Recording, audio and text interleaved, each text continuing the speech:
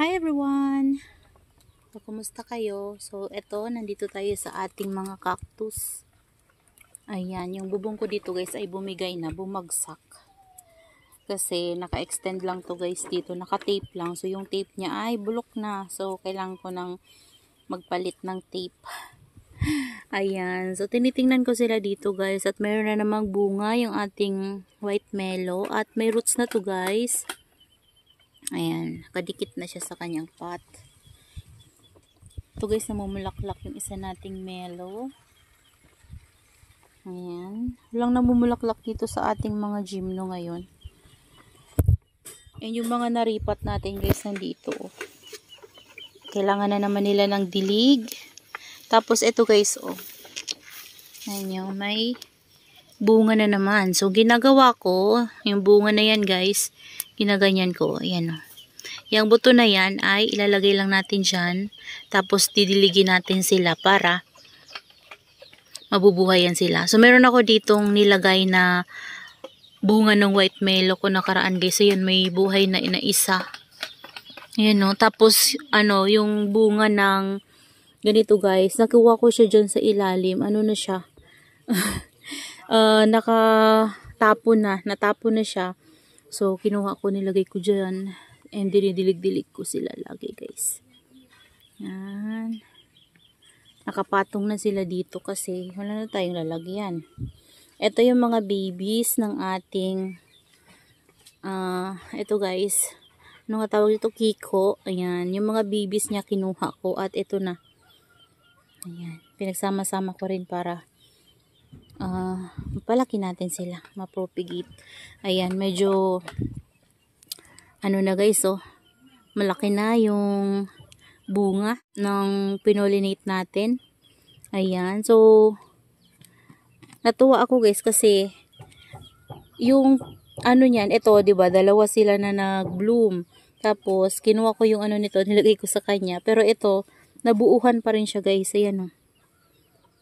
'Di ba? Yan. Kaso yung dito natin hindi nabuo. Yan, ito. Pinolinate ko to. Hindi siya nabuo. Wala, hindi nabuo guys. Yung iba ay nag-close na yung flower. Hindi ko na na-pollinate. Pero okay lang naman guys. Yan, laki na nito. Yan, ang ganda ng ano guys, mellow kapag may cup na. Diba? So, mahanapan ko lang yan sila guys ng area na sama-sama sila. Ganda niyan kung walang mga nakapatong-patong. So may nakapatong kasi wala tayong lalagyan kasi dito. So ano na dito sa ating area guys ng mga cactus, punong-puno na. Ito na rin guys yung second update ng ating bunga ng white mellow. Ayan. Punong-puno na sila guys. Ayan oh.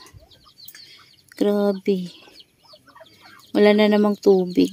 Kailangan laging ano, basa-basa yung ano nila, soil, mamasa-masa lagi dapat guys para ayan oh, bilis nilang mabuhay at lumaki din. Ayan. Yung ating ano pala guys, silver prince at yung ating variegated black prince ay nilagyan ko na ng toppings kanina kasi dumating na yung ating pamistone. Ayan. So, nilagyan ko na yung mga niripat natin last time. Ayan sila guys. Yung ating husk cage. Natakpan yung leaves niya guys. So, pero yung iba guys, nandito. Hindi ko pa na nalalagyan. Ayan sila. Ayan kasi kanina nagmamadali lang ako. So, ito muna yung nilagyan ko. Ito nga hindi ko pa nalilipat. Ayan. Ito, yung flower ng ating crispit ay nag-ano na guys. So, tutuyo na siya. Ayan, kailangan ko magdilig later kasi sobrang init ngayon maghapon. Ito, hindi ko pa rin guys na nalilipat. Tingnan nyo guys, ang ganda ng lining dito. Diba? At yung ano dito natin, mga propagation, hindi ko pa rin nagagalaw. Ayan sila guys. And kailangan ko magdilig kasi yung ating ano dito. This one, ano na guys, oh. Sobrang tuyo na. Yan, kailangan na nila ng water. Ayan, oh, medyo floppy na yung leaves nila. Tapos yung ano natin dyan guys, yung habit. Tingnan nyo. Ayan, nagkakaroon siya ng color dyan guys. So, didiligin ko rin yan siya later. Tapos yung ating mga ano dyan, no. Parang nagustuhan nila dyan na area guys. Hindi sila dyan nasasagi-sagi. So, dito kasi sa ano natin, daanan, nasasagi sila. So, mas maganda yung dun sila guys. Ayan, magtanggal na din tayo ng dry leaves. Tingnan nyo guys, o yung ating trumpet. So, may trumpet ba kayo? Sabi ng iba ay nahirapan sila magbuhay ng trumpet. Pero, sa akin, okay naman sila guys. Ayan, no. Kaso lang, yung isang head niya ay napakarami na ng tumubong baby. So, napakarami ng heads niya guys. Hindi na siya one head. Sobrang dami na niya. Parang, ano na nga to, crested na yung lagay niya guys. So, kasi sa isang, sa isang puno, ang dami ng heads. Ayan, yung ating trumpet. Ito, nilipat ko to dito kasi tingnan nyo, oh. Tumataas na kasi siya. Nag-start ng yung mga lower leaves niya. Ayan, oh, iniinuman niya. So, tanggalin natin para makahinga yung pinakapuno niya, guys. Sobrang kasi, siksikan yung mga leaves nito. Ayan. Diba? Yung ating monstrous na Monroe, guys, tingnan nyo. 2 heads na naman. Pinag-iwalay ko yan sila before kasi 3 heads yan. So, ito yung 1 head. Tapos, ayan, tingnan nyo, guys. 2 heads na. Naging 2 na yung pinakaulo niya. Bago. Ito yung ating rosea. Ayan. Buhay pa rin siya, guys, hanggang ngayon. And, yung baby niya ay nasa labas. So, bali yung isang baby niya ay nabenta ko na. Tapos, yung isa ay nandito sa labas, and yung isa kakapropagate ko lang nandun sa baba guys, nandun sa baba, dun sa baba na yun. So 3 baby na yung nakuha ko sa kanya. Yan, yung ating rose cabbage guys, oh. Okay na okay siya. Tapos yung ating obiferum dito, ganda, obiferum, ayan. So, okay na okay naman guys yung mga succulents natin kahit na sobrang init. Hindi na umulan dito guys. Ayan. Ito na-stress na si Salmon. Ayan, Salmon yung name nito guys. Ganda din pala ng tips ni Salmon. Hindi ko alam kung ano yung itsura niya kapag super stress siya. Pero, nag-start na siya guys ma-stress. Nagkakaroon na ng color yung mga tips niya. Sobrang init. Ito na yung ating Madibalis. Ayan, ibang-iba na guys yung itsura ni Madibalis talaga nung lumaki siya at tumaba. Ayan, no. Ayan, may mga leaves siya dito. Dito, ayan. Tapos yung baby niya na tinira ko dito guys ay lumalaki na. Hayaan ko muna yan dyan guys. Ayan, ito si Beauty Lily. Ayan, okay na okay naman si Beauty Lily natin. Tapos yung ating Lindajin. Ayan, kailangan lang talaga sila guys alaga sa pagbibisita lagi kasi marami silang magbigay ng dry leaves kapag natutuyuan sila. Kapag na-overwater naman ay nagbablock yung kanilang mga lower leaves. Ayan. Kailangan matatanggal natin yung kanilang mga dry leaves para malinis sila at hindi pupuntahan ng mealybugs kasi karamihan sa mga Echeveria succulents guys ay lapitin ng mealybugs. Ayan.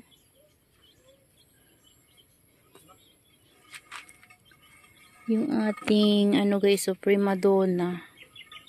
Tingnan niyo yung new growth niya. Ayan. Tapos may Black Prince tayo dito na tuyuan ng leaves. Yan, okay naman siya guys. Pero ito palaki na siya. Oh. Palaki na. Tapos may mga lipro pa tayo. Parang Monroe yan guys. Oh.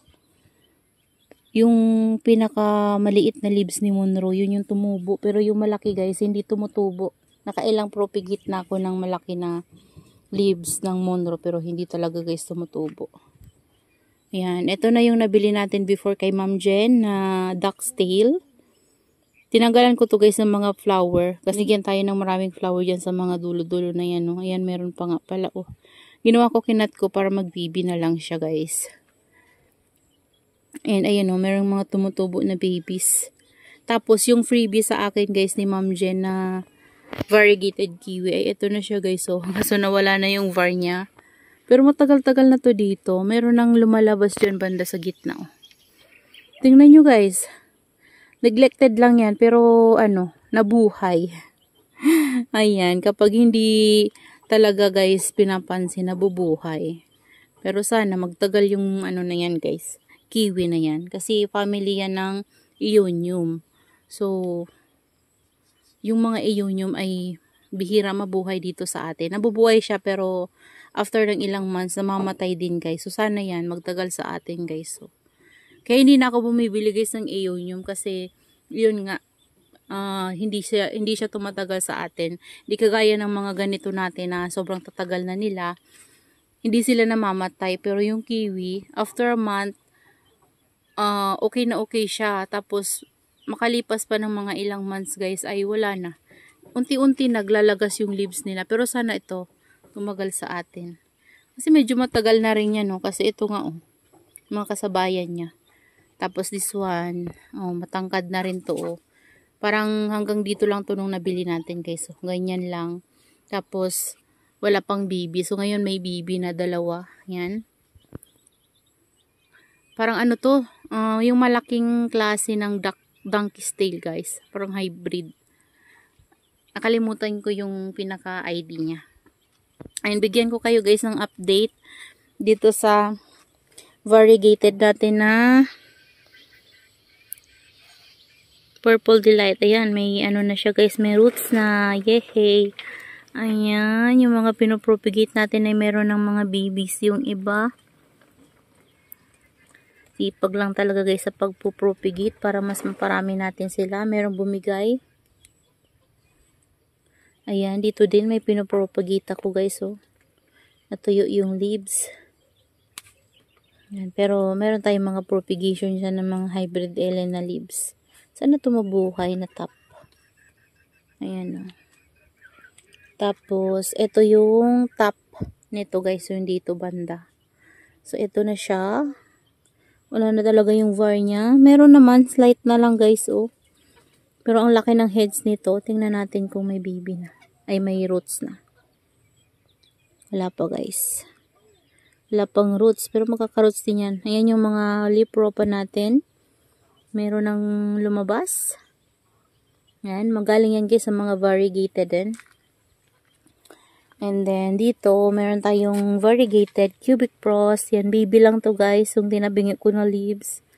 Ayan, may variegated cubic frost na tayo. At ang ganda ng cubic frost na to guys, oh. Nagmamaganda siya dito sa atin. Yung pinakauna kong cubic frost guys, tingnan nyo. Parang nung nilipat ko siya ng area, namayat. Tapos ayan, medyo nagiging okay na siya ngayon. Ayan yung baby niya guys. Tapos yan, may mga baby siya. Ito yung slight bar natin ng cubic frost sa tinapkat ko guys. Ayan. Mga lipropa na lang din to. Ito galing sa lipropa natin na Purple Delight na variegated. Pero walang variegated na guys na lumabas. Ayan o. Tingnan nyo guys. Imagine, lipro pa lang siya. Pero tingnan nyo. Sobrang lush na. Parang last year lang to guys na propagate. Naalala nyo yung nagpo-propagate ako ng mga Purple Delight natin. Mga cuttings. Diba? Yung mga pinugutan natin na yan. Kasama niya to guys. Mga unang nalipro pa ko. So ngayon, tingnan nyo. Ang laki na oh. Diba? Tapos dito yung ating hybrid ellen. Yan. Tinanggal ko yung mga lower leaves nila para ma-propagate. At pinasok ko sila dito kasi na-overwater sila. Tapos kinat ko yung iba guys. Na medyo matangkad para mag-baby. Ayan, may baby na. Para mapuno yung pot na yan. Tapos yung leaf propagation natin ng variegated silver balm. Ayan, dyan ko sila nilagay. So, nainitan sila ng hapon. So, yan lang guys. Yung update sa ating mga succulents. Okay na naman yung mga tinapkat natin. Ito, nag-ano yung leaves niya guys. So, sobrang init yan guys. Grabe kasi yung init dito sa greenhouse. Isa lang yung binigay sa atin na baby guys. Oh.